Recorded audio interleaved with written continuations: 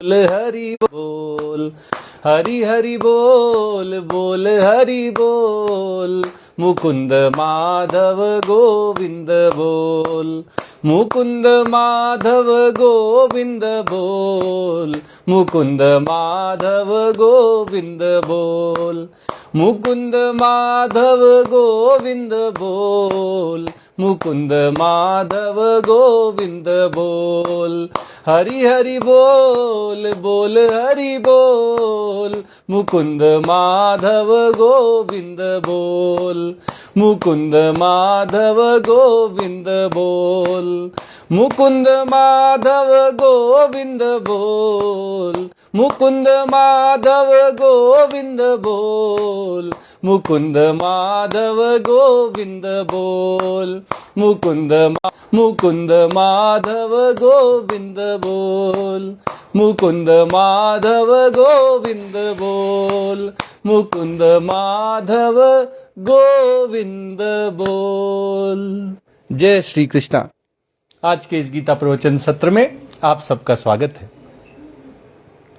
कल हम जब गीता पर चर्चा कर रहे थे तो 13वें अध्याय के अंत में भगवान ने क्षेत्र अर्थात शरीर, संसार और क्षेत्रज्ञ जो इस शरीर को जानने वाला देही है, शरीरी है, आत्मा है, उनके अंतर का जो ज्ञान है, उनमें जो भिन्नता है, इसको जानने का जो महात्म्य है, इसको बताते हुए कहा था कि जो क्षेत्र और क्षेत्रज्ञ की भिन्नता को जानकर देहाभिमान से मुक्त हो जाते हैं, मैं शरीर हूं, शरीर मेरा है, ये भाव उनका खत्म हो जाता है। वे शरीर से अपने आप को अलग कर लेते हैं, देहाभिमान से रहित हो जाते हैं। और ऐसा होते ही जब वे स्वरूप में स्थित हो जाते हैं, उनको आत्म साक्षात्कार हो जाता है, तो फिर उनको भगवत प्राप्ति भी हो जाती है, उनको भगवत धाम की प्राप्ति हो जाती है। ये इस ज्ञान का महात्म्य है, इसकी महिमा है। इस ज्ञान को भगवान ने जो 13वें अध्याय में बताया है, उसको भगवान अभी पूर्ण नहीं समझ रहे हैं। अभी भगवान को ऐसा लगता है कि कुछ कहना शेष रह गया है।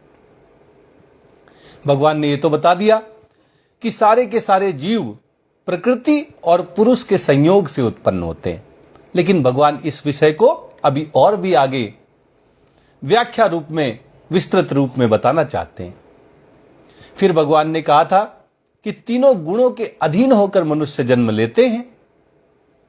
सारे के सारे प्राणी प्रकृति के तीनों गुणों के वश में रहते हैं।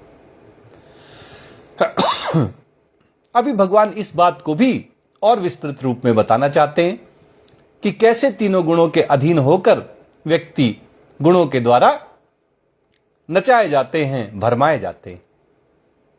इस तरह 14वें अध्याय की रूपरेखा सेट हो जाती है। 14वें अध्याय की रूपरेखा भगवान ज्ञान की पुनर्व्याख्या कहकर प्रारंभ करते हैं। भगवान कहते हैं, ये जो ज्ञान मैंने 13वें अध्याय में बताया है, ये बहुत अच्छा है, सर्वोत्कृष्ट है, उत्तम है, परम है। इसलिए क्योंकि यह एक तरफ तो शरीर से संबंध विच्छेद करा देता है और दूसरी ओर यह ज्ञान परमात्मा की प्राप्ति करा देता है। तो इसकी जो महत्व है, इसकी महिमा है, इन्हीं को गाते हुए भगवान 14वें अध्याय को प्रारंभ करते हैं। ओम श्री परमात्मने नमः। अथ चतुर्दशोऽध्यायः। श्री भगवानुवाच।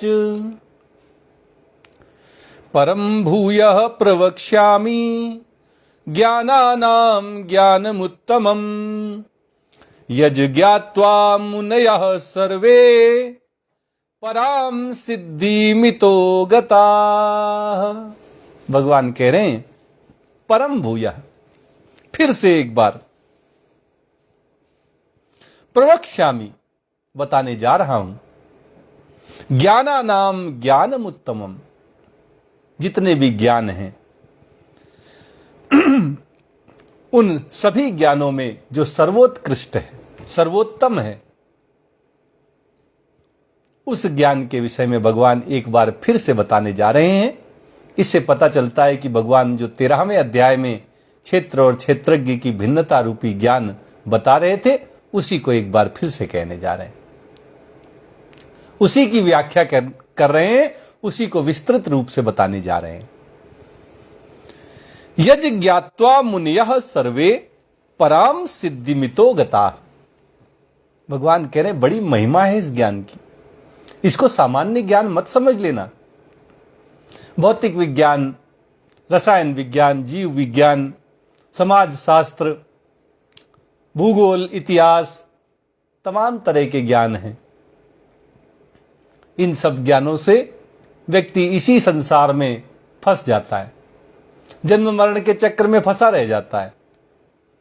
लेकिन जो व्यक्ति आध्यात्मिक ज्ञान को प्राप्त हो जाता है, शरीर मेरा नहीं है, ये संसार का है, और जो आत्मा है वो परमात्मा का अंश है, वही मेरा स्वरूप है, इस बात को मानना, गुरु जो साधन बताए उसमें चलकर इसकी अनुभूति करना, इसका अनुभव हो जाने पर जो ज्ञान की प्राप्ति है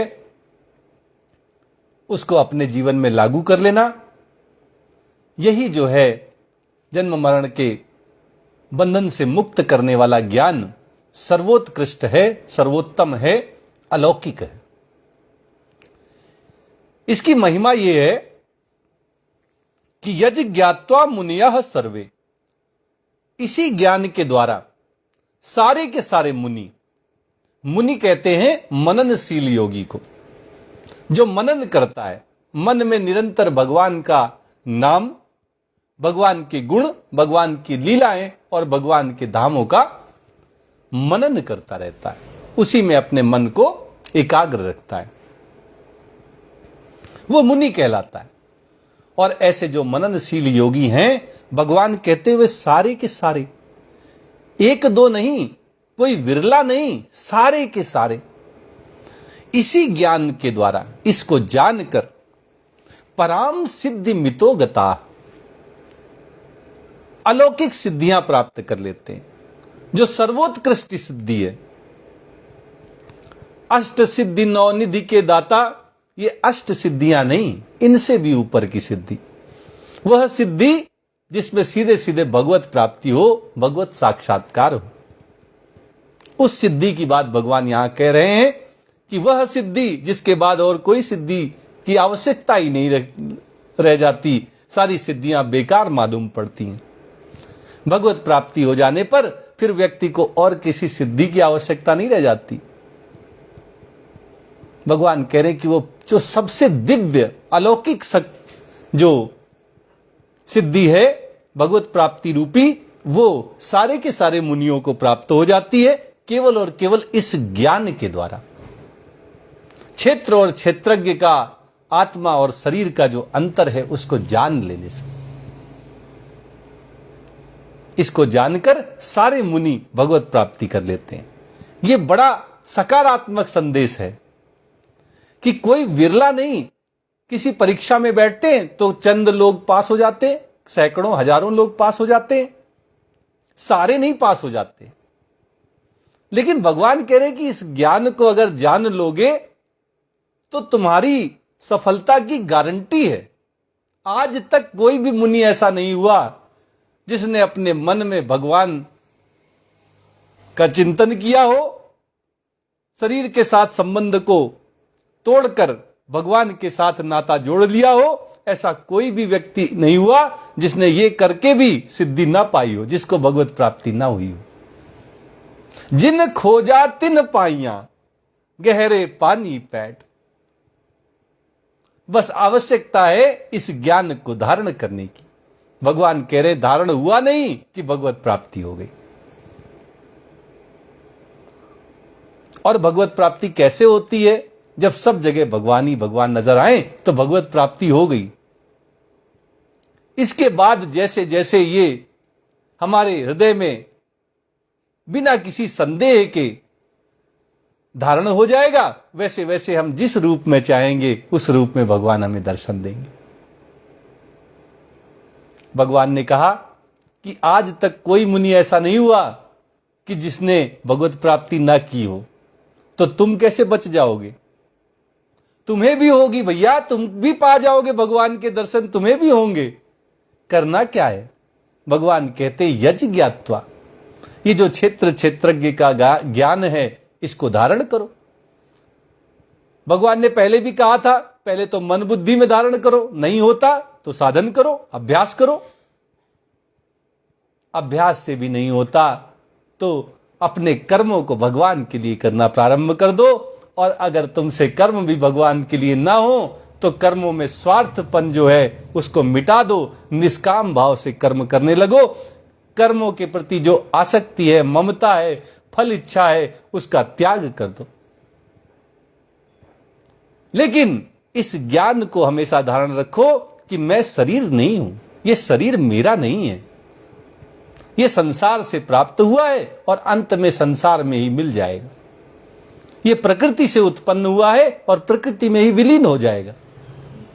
हम परमात्मा के अंश हैं, हम अविनाशी हैं, अविकारी हैं, हम निर्लिप्त हैं, और इसलिए अपने आप को इस शरीर से प्राप्त होने वाले सुख दुख मान अपमान हानि लाभ से मुक्त करके समभाव में स्थित होकर परमात्मा के श्री चरणों में अपने मन को लगा लो, भगवान की भक्ति में लग जाओ, भगवान से प्रेम करो, और निश्चित रूप से तुम्हें भगवत प्राप्ति होगी।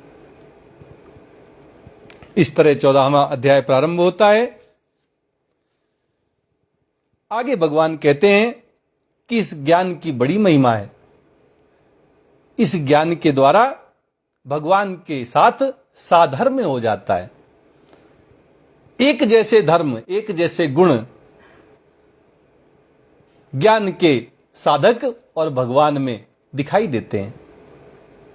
भगवान कहते हैं इदं ज्ञानम उपाश्रित्य मम साधर्म्यम आगताः सर्गेऽपि नोपजायन्ते प्रलये न व्यथन्ति च। भगवान कह रहे हैं कि जैसे भगवान फलों की कोई भोक्तापन और कर्मों के कोई कर्तापन से युक्त नहीं रहते हैं, उनमें न कर्तापन है न भोक्तापन है, जबकि वही वास्तविक कर्ता हैं, वही वास्तविक भोक्ता हैं। हम सब तो उन्हीं की उंगलियों में नाच रहे हैं, और हमारे द्वारा जो भी यज्ञ किए जाते हैं, यज्ञो वे विष्णु, वो सब भगवान को प्रसन्न करने के लिए हो रहे हैं, भगवान की प्रसन्नता के निमित्त हो रहे हैं।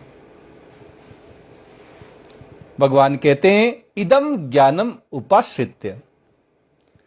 जब इस ज्ञान का अनुभव हो जाता है, व्यक्ति जान लेता है कि शरीर संसार का और मैं परमात्मा का हूं, परमात्मा मेरे हैं और मैं परमात्मा का हूं, मैं कृष्ण का हूं और कृष्ण मेरे हैं। जब ये भाव बन जाता है और इससे कभी व्यक्ति संशय नहीं करता, इस ज्ञान के प्रति कोई उसके मन में संदेह नहीं रहता, बल्कि दृढ़ निश्चय होकर वो अपने मन बुद्धि और अंतःकरण में इस ज्ञान को स्थापित कर देता है कि मैं भगवान का हूं, भगवान मेरे हैं, तो फिर बात बन जाती है। भगवान कहते हैं कि इस ज्ञान को धारण कर लेने से, अनुभव कर लेने से मम साधर्म्यम आगता, भगवान के सधर्मता को व्यक्ति प्राप्त हो जाता है, भगवान के जैसे गुणों से युक्त हो जाता है। क्या है भगवान के गुण? सर्गेऽपि नोपजायन्ते। जब सर्ग होता है, सृष्टि की उत्पत्ति होती है, तो वो उत्पन्न नहीं होता। भगवान के ही तो गुण हैं, भगवान से सृष्टि उत्पन्न होती है, भगवान उसका पालन पोषण करते हैं, और अंत में वो नष्ट होकर भगवान में ही लीन हो जाती है। लेकिन भगवान ज्यों के त्यों रहते हैं, उनकी उत्पत्ति नहीं होती, उनका विनाश नहीं होता।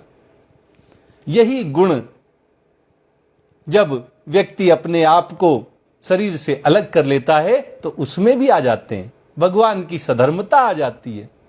फिर वो भी कभी उत्पन्न नहीं होता, उसका कभी पुनर्जन्म नहीं होता। सर्गेऽपि नोपजायन्ते। उत्पत्ति होती है सृष्टि की, ब्रह्मा आते हैं, जीव आते हैं लेकिन वो नहीं आते। वो तो सदा के लिए भगवान के धाम में निवास करते हैं भगवान के साथ। प्रलये न व्यथन्ति च, और जब प्रलय आता है, सारी सृष्टि परमात्मा में लीन हो जाती है, सब नष्ट हो जाते हैं, सबका विनाश हो जाता है, तब भी उनका कुछ नहीं बिगड़ता।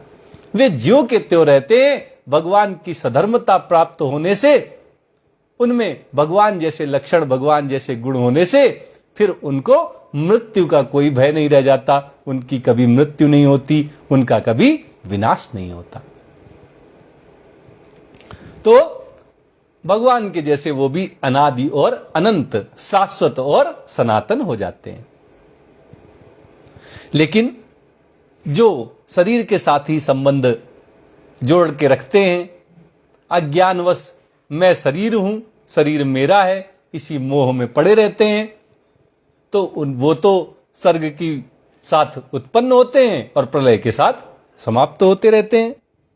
ये ऐसे लोगों के विषय में भगवान कहते हैं, मम योनिर्महद ब्रह्म तस्मिन् गर्भम दधाम्यहम संभवः सर्वभूतानां ततो भवति भारत। भगवान श्री कृष्ण अर्जुन को भारत कहकर संबोधित करते हैं।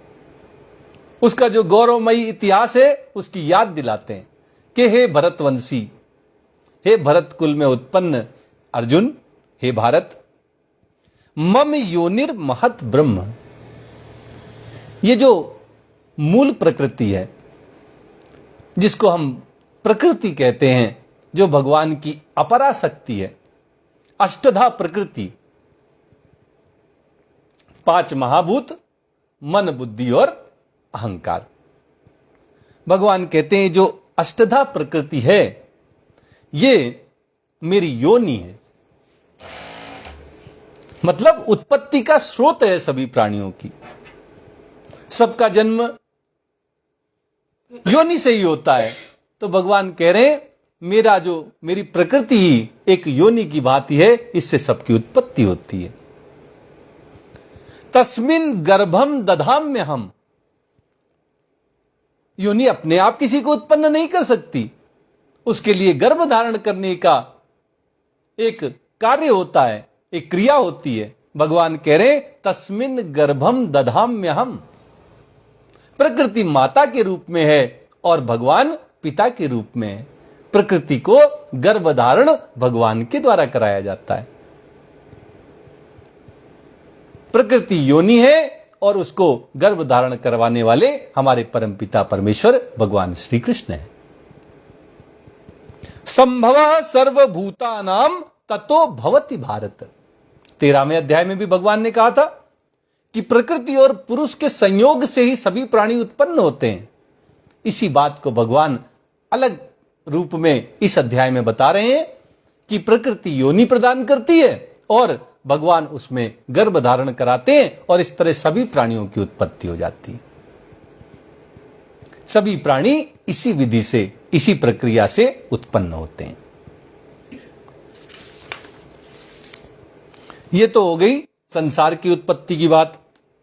अब एक एक व्यक्ति, एक एक प्राणी, एक एक जीव के उत्पन्न की बात करते, कैसे उत्पत्ति होती है इसको बताते हुए भगवान कहते हैं, सर्व योनिषु कौन्तेय मूर्तयः संभवन्ति याः तासां ब्रह्म महद्योनि अहम बीज प्रदः पिता। भगवान कह रहे हैं कि जो 84 लाख योनियां हैं, इन 84 लाख योनियों में जितने जीव उत्पन्न हो रहे हैं, जितने प्राणियों की उत्पत्ति हो रही है,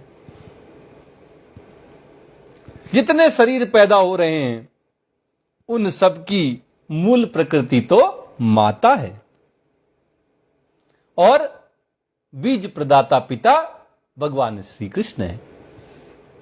संयोग से ही, माता पिता के संयोग से ही बालक उत्पन्न होते हैं। भगवान कहते हैं कि जितनी योनियां हैं, 84 लाख योनियों की हम बात करते हैं, उन सभी योनियों में जितने भी शरीर उत्पन्न हो रहे हैं, उन सब के लिए योनि प्रदान करने वाली प्रकृति है और बीज प्रदाता पिता भगवान श्री कृष्ण है। भगवान इस श्लोक में अर्जुन को कौन्तेय कहकर माता कुंती के पुत्र होने का सौभाग्य याद दिला रहे हैं। माता कुंती बड़ी भक्त हैं, बड़ी ज्ञानी हैं। उन्होंने तो भगवान से कहा कि विपत्तियां हमें हमेशा मिलती रहें, हमारे ऊपर हमेशा दुख आते रहें। उन्होंने भगवान से ऐसा वरदान मांगा। कोई विपत्तियों का भगवान से वरदान मांगता है भला? ये माता कुंती चाहती क्या है? माता कुंती विपत्तियां नहीं चाहती हैं, वे दुख नहीं चाहती हैं, वे तो भगवान को चाहती हैं। वे जानती हैं कि जब जब हम पर दुख आए, विपत्तियां आई, तो भगवान श्री कृष्ण वासुदेव हमें बचाने के लिए आए, उन दुखों को मिटाने के लिए आए। भगवान के दर्शन हमेशा होते रहें, भगवान हमारे पास हमेशा आते रहें। इसलिए भगवान से कहती हैं कि हम पर हमेशा विपत्तियां आती रहें, हम पर हमेशा दुख बने रहें। वो दुख नहीं चाहती, विपत्तियां नहीं चाहती, वो तो भगवान को चाहती। ऐसी माता कुंती हैं। बोलिए एक माता कुंती की जय। कुंती के पुत्र हैं अर्जुन, इसलिए भगवान श्री कृष्ण अर्जुन को कौन्तेय कहकर माता कुंती की भक्ति और उनके ज्ञान की याद दिलाते हैं। कहते हैं सर्व योनिषु कौन्तेय मूर्तया संभवंतिया। जितने शरीर सभी योनियों में 84 लाख योनियों में उत्पन्न हो रहे हैं, तासाम ब्रह्म महद योनि। ये जो प्रकृति है यही इसको इनकी उत्पत्ति के लिए योनि प्रदान करती है। अहम बीज प्रदः पिता, और बीज प्रदाता पिता भगवान श्री कृष्ण है। अहम, भगवान अपने आप को इसका कारण बता रहे हैं, इसका हेतु बता रहे हैं। अब प्रकृति और पुरुष, प्रकृति यानी संसार और भगवान जो परम पुरुष हैं, उनके संयोग से सभी प्राणी उत्पन्न होते हैं। ये बात बताने के बाद भगवान बता रहे हैं कि कैसे सभी प्राणी इस प्रकृति के गुणों के अधीन हो जाते हैं। सतोगुण, रजोगुण और तमोगुण कैसे सभी प्राणियों को बांध ले जाते हैं। भगवान कहते हैं सत्वम रजस्तमः इति गुणाः प्रकृति संभवाः निबध्नन्ति महाबाहो देहे देहिनम अव्ययम। भगवान कह रहे हैं कि इस देह में रहने वाला जो देही है, आत्मा है, जीव है, शरीरी है, वो इस शरीर में बंध जाता है। कैसे बंध जाता है भैया? भगवान कह रहे हैं सत्वम रजः तमः इति गुणाः प्रकृति संभवाः। 3 गुण हैं, सतोगुण, रजोगुण और तमोगुण नाम से ये तीनों गुण जाने जाते हैं। प्रकृति संभवाः, इन तीनों की उत्पत्ति प्रकृति से होती है।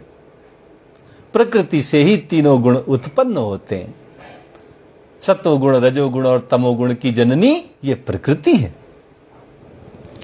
निबध्नन्ति महाबाहो, भगवान श्री कृष्ण अर्जुन को महाबाहो कह रहे हैं। उसकी बलिष्ठ भुजाओं की याद दिला रहे हैं। कहते हैं बलिष्ठ भुजाओं वाले अर्जुन, हे महाबाहो, निबध्नन्ति देहे देहिनम अव्ययम। ये जो अव्ययम, अविकारी, अविनाशी, ये जो कभी ना क्षीण होने वाला, जिसका कभी क्षरण नहीं होता, ऐसा जो देही है वो इस देह में बंध जाता है। और इसको बांधते हैं ये 3 गुण, सतोगुण, रजोगुण और तमोगुण, जो उत्पन्न होते हैं प्रकृति से। प्रकृति से उत्पन्न होने वाले सतोगुण, रजोगुण और तमोगुण ही इस आत्मा को, इस जीव को इस शरीर में बांध देते हैं। कैसे बांधते हैं? एक जैसी प्रक्रिया तो नहीं हो सकती। सतोगुण तो बड़ा सात्विक है, ये तो परमात्मा की प्राप्ति कराने वाला है। रजोगुण तो कर्मों में लीन कर देता है, कर्मों में लगा देता है, फल इच्छा में लगा देता है। और तमोगुण तो निद्रा और प्रमाद में लगा देता है। तो ये तीनों एक जैसे तो नहीं बांधते होंगे, इनके बांधने की प्रक्रिया भी अलग अलग होगी। इनके द्वारा जीव को बांधने का जो बांधने की विधि है वो भी अलग अलग होगी। क्या विधि है, कैसे ये बांध ले जाते हैं जीव को? अव्यय है, विकार रहित है, अविनाशी है, फिर भी देह में बंधकर जन्मता मरता रहता है, बार बार जन्म लेता है, बार बार इसकी मृत्यु होती है। तो ये जो सत्वगुण, रजोगुण और तमोगुण है, ये कैसे बांध ले जाते हैं जीव को? इसी बात को भगवान अब आगे बताने जा रहे हैं। भगवान कहते हैं, तत्र सत्वं निर्मलत्वात् प्रकाशकम अनामयम, तत्र सत्वं निर्मलत्वात् प्रकाशकम अनामयम, सुख संगेन बदनाति ज्ञान संगेन चा अनघ। भगवान श्री कृष्ण अर्जुन को अनघ कह रहे हैं। अनघ का अर्थ होता है पाप रहित, निष्पाप। हे निष्पाप अर्जुन, बड़ा निर्मल हृदय है अर्जुन का, और तभी तो भगवान उनके साथ सारथी की भूमिका में आ गए हैं, उनकी अधीनता स्वीकार कर लेते हैं। अर्जुन भगवान के सखा भी हैं, उन्होंने अपना भगवान को गुरु भी बना लिया, तो शिष्य भी हैं, और रिश्ते में भाई भाई भी लगते हैं। तो बड़े संबंध हैं, आत्मीयता है अर्जुन और भगवान श्री कृष्ण में। इसीलिए भगवान अपने प्रेम के वश अर्जुन के सारथी बन गए हैं। अर्जुन के लिए भगवत गीता का उपदेश भगवान इसीलिए कर रहे हैं ताकि उसका दुख, उसका संताप सब मिटा सके। बड़ा निष्पाप है अर्जुन, इसीलिए तो भगवान उस पर इतनी कृपा कर रहे हैं। अर्जुन को कहते हैं अनघ, निष्पाप, पाप रहित अर्जुन। तत्र सत्वम निर्मलत्वात्, भगवान कहते हैं जो सत्वगुण है ना, ये बड़ा निर्मल है, मल रहित है। अगर हम इसकी तुलना रजोगुण और तमोगुण से करें तो ये बिल्कुल निर्मल है, इसमें जरा सा भी मल नहीं है, इसमें कोई गंदगी नहीं है। ये तो भगवत प्राप्ति कराने वाला है, इसलिए निर्मल ही हो सकता है, क्योंकि मलिनता भगवान को नहीं प्राप्त करा सकती। अंग्रेजी में तो कहते हैं क्लीनलीनेस इज गॉड, यानी जो स्वच्छता है वही भगवान का स्वरूप है, निर्मल है। तत्र सत्वम निर्मलत्वात् प्रकाशकम अनामयम।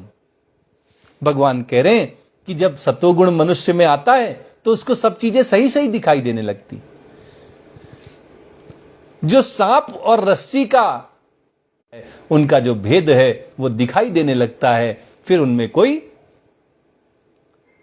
भेद जो है उसकी संशय और संदेह की गुंजाइश नहीं रह जाती। तत्र सत्वम निर्मलत्वात् प्रकाशकम, प्रकाशित करता है। किसको प्रकाशित करता है? क्या सही है, क्या गलत है, क्या भगवत प्राप्ति कराने वाला है और क्या भगवत प्राप्ति के मार्ग में बाधक है।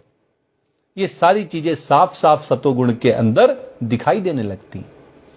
जब सत्वगुण की वृद्धि होती है, सत्वगुण मनुष्य में विकसित हो जाता है, तब निर्मलता, स्वच्छता आ जाने के कारण व्यक्ति अपनी रजोगुण और तमोगुण की वृत्तियों को भी देख पाता है। उसके अंदर क्या कमियां हैं जिनको सुधार कर वो भगवत प्राप्ति कर सकता है, ये सब उनको साफ साफ दिखाई देने लगता है। जो कमी है देखो और सुधार करो, ये सत्वगुण के अंदर ही हो सकता है। अनामयम, भगवान कहते हैं ये जो सत्वगुण है ये निर्विकार है, इसमें कोई विकार नहीं है। विकार आते हैं लेकिन तब आते हैं जब हमारे मन में कोई विकार हो। अगर हम सत्वगुण से भी कोई भोग संग्रह की इच्छा रखें, अगर हम परमात्मा प्राप्ति का उद्देश्य न रखकर इस संसार में मान सम्मान, ज्ञान और सुख के चक्कर में, इनको प्राप्त करने के चक्कर में पड़ जाएं, तो इसमें विकार उत्पन्न हो जाते हैं। नहीं तो सत्वगुण तो निर्विकार है, अनामय है। तो फिर ये बांध कैसे लेता है? अगर ये अनामय है, निर्विकार है, प्रकाशकम, तो फिर ये कैसे मनुष्य को बांध ले जाता है? भगवान कहते हैं सुख संगेन बधनाति ज्ञान संगेन चानग। ये दो तरह से सत्वगुण बांधता है मनुष्य को। कैसे? सुख संगेन, सुख में आसक्ति करा देता है। जब किसी के अंदर सत्वगुण उत्पन्न होता है तो उसको बड़ा सुख का अनुभव होता है। यह सुख किसी संपत्ति से, किसी धन से, किसी मान सम्मान से नहीं मिलता है सत्वगुणी व्यक्ति को। और जब इस सुख और शांति का अनुभव होता है तो व्यक्ति के मन में एक इच्छा उत्पन्न होती है, एक लालसा उत्पन्न होती है कि ये सुख बना रहे। हे भगवान, ये सुख बना रहे, अब ये शांति कभी जाए ना मुझे छोड़कर। और बस ये भाव आया नहीं कि भगवान को पाने चले थे, भगवान की प्राप्ति के लिए सतोगुण सहायक था, और जब हमने इच्छा कर ली कि अब ये सुख बना रहे, ये शांति बनी रहे, तो भगवान पीछे छूट गए और सुख शांति ने हमें बांध लिया। इसीलिए भगवान कहते हैं सुख संगेन बधनाति।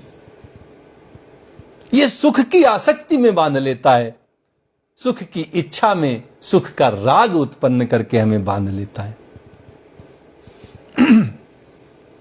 ज्ञान संगेन, अब जब सतोगुण में व्यक्ति आता है, सतोगुण में रहता है, तो धीरे धीरे शास्त्रों का अध्ययन करता है, सत्संग करता है, साधुओं के, संतों के वचनों को सुनता है, तो उसमें ज्ञान उत्पन्न होता है। अब जब ज्ञान उत्पन्न होता है तो ज्ञान का अभिमान भी आ जाता है कि मैं बड़ा ज्ञानवान हो गया हूं, ज्ञानी हो गया हूं। और क्या आता है? और उसके अंदर एक इच्छा उत्पन्न होती है कि अब ये ज्ञान बना रहे, इससे बड़ा मान सम्मान मिल रहा है, लोगों का आशीर्वाद, मान सम्मान सब मुझे इस ज्ञान से प्राप्त हो रहा है, ये ज्ञान बना रहे। भगवान की प्राप्ति के लिए सत्वगुण से के साधन से हम आगे बढ़ रहे थे और पड़ गए चक्कर में कि ज्ञान बना रहे, तो ज्ञान आगे आ गया और भगवान पीछे छूट गए। इस ज्ञान को बनाए रखने की जो हमने इच्छा अपने अंदर जागृत की, उत्पन्न की, इसी ने हमको बांध लिया। भगवान कहते हैं बधनाति ज्ञान संगेन, ज्ञान में हमारी आसक्ति आ जाती है, हमारा राग हो जाता है, ममता हो जाती है। हम चाहते हैं कि ये ज्ञान ना जाए, हम चाहते हैं कि ये सुख ना जाए, और इसलिए सतोगुण हमें सुखों की संग से और ज्ञान के संग से बांध ले जाता है। ये जो निर्मल है, प्रकाशक है, ये जो अनामय है, ये निर्विकार सतोगुण हमें बांध ले जाता है सुखों में आसक्ति हो जाने से और ज्ञान में आसक्ति हो जाने से। अगर हम सुख की इच्छा न रखें, ज्ञान की इच्छा न रखें, केवल और केवल भगवत प्राप्ति के उद्देश्य से सतोगुण का सृजन करें, सतोगुण में आ जाने पर, रहने पर हम इसका सदुपयोग भगवत प्राप्ति के लिए करें, तो हमें निश्चित रूप से भगवत प्राप्ति होगी, क्योंकि ये निर्मल है, प्रकाशक है, ये अनामय है, निर्विकारी है। लेकिन अगर हमने सुखों की जरा सी आसक्ति की, इच्छा की, ज्ञान की इच्छा की, ज्ञान बना रहे, सुख बना रहे, सुख बने रहे, ऐसी कामना की, तो बस इन्हीं के बंधन में ये हमको बांध ले जाता है। बोलिए सच्चिदानंद भगवान की जय। तो ये तो भगवान ने बताया कि सत्वगुण कैसे बांधता है। अब भगवान बताने जा रहे हैं कि रजोगुण का स्वरूप क्या है और रजोगुण हम लोगों को कैसे बांध ले जाता है।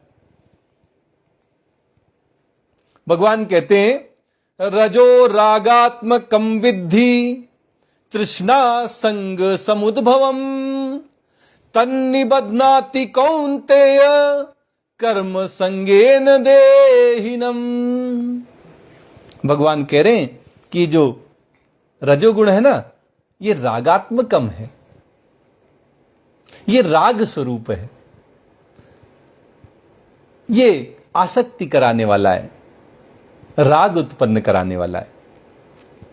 इसको जानो कि ये तृष्णा संगम समुद्भवम।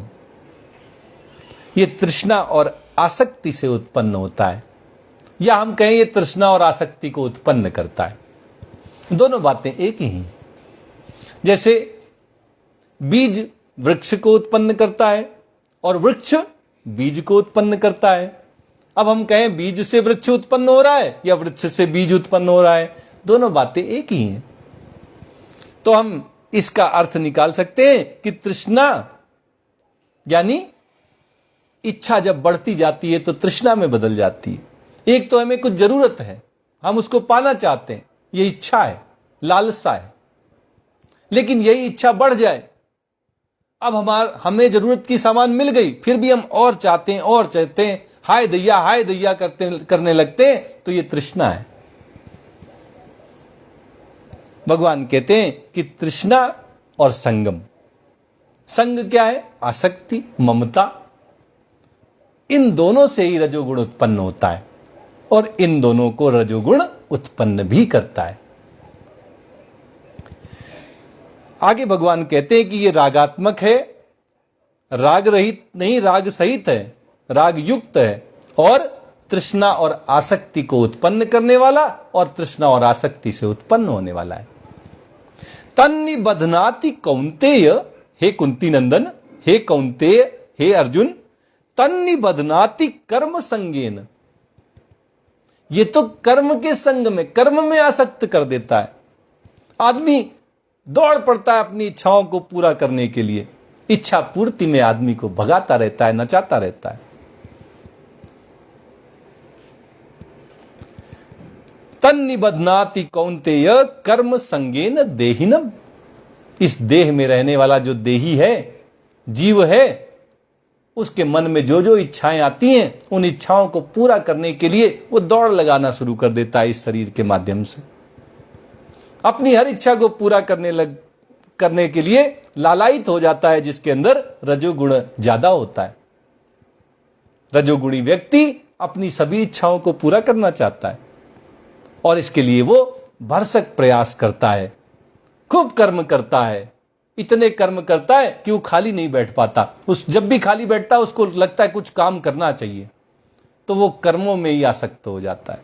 कुछ चाहिए उसको काम करने के लिए, उसकी इच्छाओं की पूर्ति उसको कर्मों के द्वारा ही करवाई जाती है। वो कर्म करता करता करता करता नाचता रहता है, भागता रहता है, दौड़ता रहता है। और खाली कर्म तो करेगा नहीं, जब कर्म करेगा तो वो कर्म तो सकाम भाव से कर रहा है, उन कर्मों के फल भी चाहेगा, तो फल की आसक्ति भी आ जाती है। कर्म की आसक्ति और कर्मों से प्राप्त होने वाले फल की इच्छा भी आ जाने से फल आसक्ति भी हो जाती है।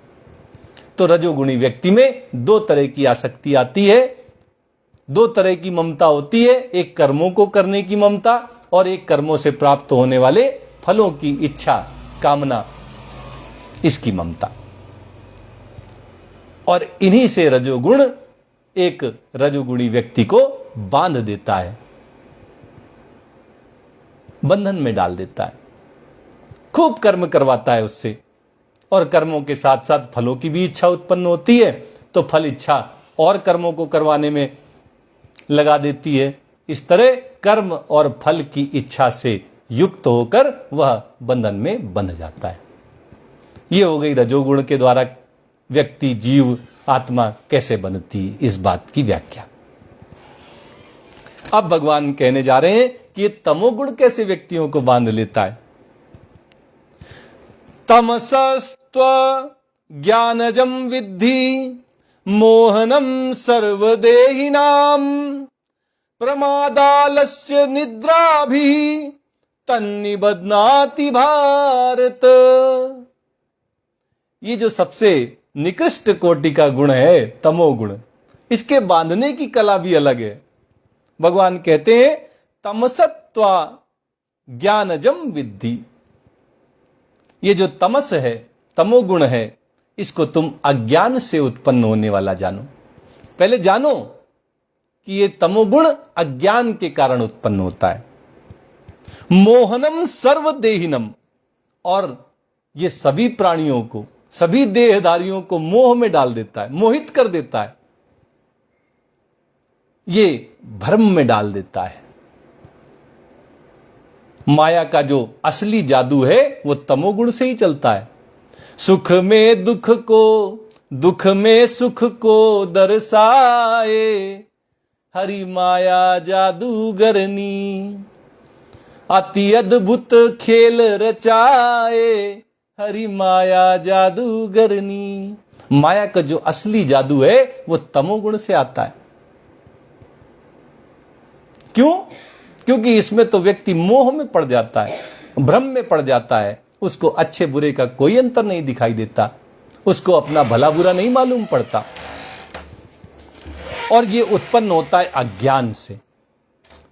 इसकी उत्पत्ति का स्रोत है अज्ञान, और एक बार तमोगुण आया नहीं कि व्यक्ति मोहित हो गया, भ्रम में पड़ गया, अच्छा बुरा सब भूल गया। अब ये बांधता कैसे है तमोगुण? भगवान कहते हैं प्रमाद आलस्य निद्रा भी। ये प्रमाद की स्थिति उत्पन्न कर देता है। आलस्य, खूब आलसी बना देता है, और निद्रा भी, खूब सुलाता है। तीन चीजों के माध्यम से तमोगुण व्यक्ति को बांधता है। प्रमाद की स्थिति उत्पन्न कर देता है, आलस्य में डाल देता है, और खूब सुलाता है, बढ़िया नींद दिलाता है। नींद, आलस्य और प्रमाद ये तमोगुण के बांधने के फंदे हैं, रस्सियां हैं, बंधन हैं। तन निबध्नाति भारत। हे भरतवंशी अर्जुन, ये जो तमोगुण है, ये प्रमाद, आलस्य और निद्रा, इनके द्वारा एक जीव को इस शरीर में बांध देता है। इस तरह भगवान श्री कृष्ण ने अर्जुन के माध्यम से हम सबको सतोगुण, रजोगुण और तमोगुण, इस जीव को, इस आत्मा को शरीर में कैसे बांध ले जाते हैं, कैसे अविनाशी, अनंत, शाश्वत, सनातन ये आत्मा जन्म मरण के चक्र में बंध जाता है, यह जो तरीका है इन गुणों के बांधने का, ये हम सबको बता दिया। आज गीता का प्रवचन यहीं तक होगा। आइए भगवान का एक प्यारा सा भजन करते हुए आज के इस सत्र को संपन्न करते हैं।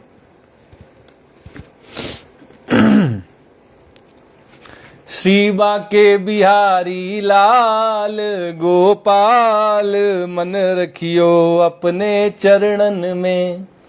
श्री बांके बिहारी लाल गोपाल, मन रखियो अपने चरणन में।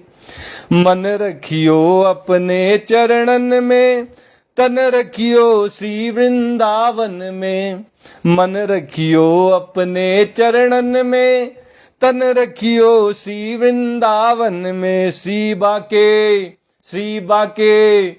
बांके बिहारी लाल गोपाल, मन रखियो अपने चरणन में। मन रखियो अपने चरणन में। तेरे शीस पे मुकुट विराज रहा, तेरे शीस पे मुकुट विराज रहा। कानों में कुंडल साज रहा, कानों में कुंडल साज रहा। तेरे गल बैजंती माल गोपाल, मन रखियो अपने चरणन में। तेरे गल बैजंती माल गोपाल, मन रखियो अपने चरणन में। श्री बांके बिहारी लाल गोपाल, मन रखियो अपने चरणन में। तेरे नैनों में सुरमा साज रहा, तेरे नैनों में सुरमा साज रहा। तेरे मुख में बीड़ा राज रहा, तेरे मुख में बीड़ा राज रहा। तेरी ठोड़ी में हीरा लाल गोपाल, मन रखियो अपने चरणन में। तेरी ठोड़ी में हीरा लाल गोपाल, मन रखियो अपने चरणन में। श्री बांके बिहारी लाल गोपाल, मन रखियो अपने चरणन में। तेरे हाथ लकुटिया राज रही, तेरे हाथ लकुटिया राज रही। पैरों में पायलिया बाज रही, पैरों में पायलिया बाज रही। तेरी मुरली करे निहाल गोपाल, मन रखियो अपने चरणन में। तेरी मुरली करे निहाल गोपाल, मन रखियो अपने चरणन में। श्री बाके बिहारी लाल गोपाल, मन रखियो अपने चरणन में। श्री बाके बिहारी लाल गोपाल, मन रखियो अपने चरणन में। मन रखियो अपने चरणन में, तन रखियो श्री वृंदावन में। मन रखियो अपने चरणन में, तन रखियो श्री वृंदावन में। श्री बाके श्री बाके श्री बाके बिहारी लाल गोपाल, मन रखियो अपने चरणन में। श्री बाके बिहारी लाल गोपाल, मन रखियो अपने चरणन में। जय श्री कृष्णा, जय श्री कृष्णा, जय जय श्री राधा कृष्णा।